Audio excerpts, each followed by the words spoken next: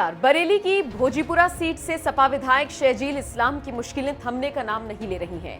योगी राज में शहजील के हर अवैध निर्माण पर बुलडोजर की कार्रवाई हो रही है। हाल ही में शहजील के पेट्रोल पंप को ध्वस्त किया गया था और अब आगे की कार्रवाई को बढ़ाते हुए उनका लाइसेंस निरस्त करने का फैसला लिया गया है। इसके साथ ही जिस जमीन पर इस पेट्रोल पंप को बनाया गया है उसके मालिकाना हक की जांच भी राजस्व विभाग द्वारा कराई जाएगी। प्रशासन ने बेहद बारीकी से इस मामले की जांच शुरू कर दी है। आपको याद दिलाते चलें कि ये वही सपा विधायक हैं जिन्होंने कुछ वक्त पहले सीएम योगी को धमकी दी थी।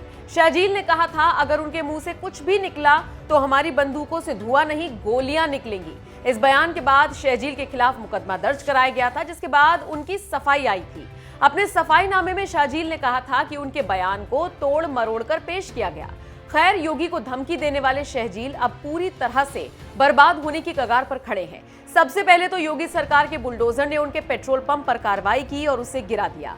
बीडीए अधिकारियों ने पेट्रोल पंप तोड़ते हुए कहा कि इसे लेकर नक्शा पास नहीं कराया गया, ना ही इसे लेकर कोई एनओसी मौजूद है। कई बार इस संदर्भ में शहजील को नोटिस भेजा गया, लेकिन कोई जवाब नहीं मिला, जिसके बाद ये कार्रवाई की गई। हालांकि अगर नक्शा पास नहीं है, कोई एनओसी नहीं है, तो फिर इतने साल से ये पेट्रोल पंप किस आधार पर चल रहा था? आखिर वो कौन से अधिकारी हैं जिनकी मिलीभगत से ये सब हो पाया? इसको लेकर भी जांच बैठा दी गई है। तो ऐसे में न सिर्फ शहजील बल्कि ऐसे कई अधिकारियों पर भी योगी सरकार का डंडा चल सकता है।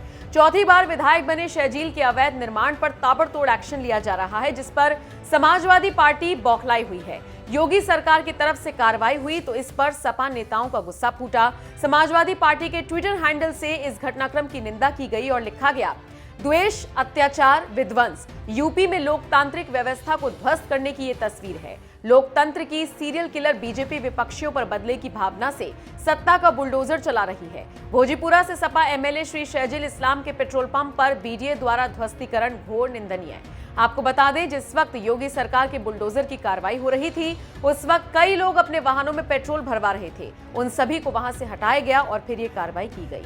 बहरहाल, आपका इस खबर पर क्या कहना है? कमेंट करके अपनी राय जरूर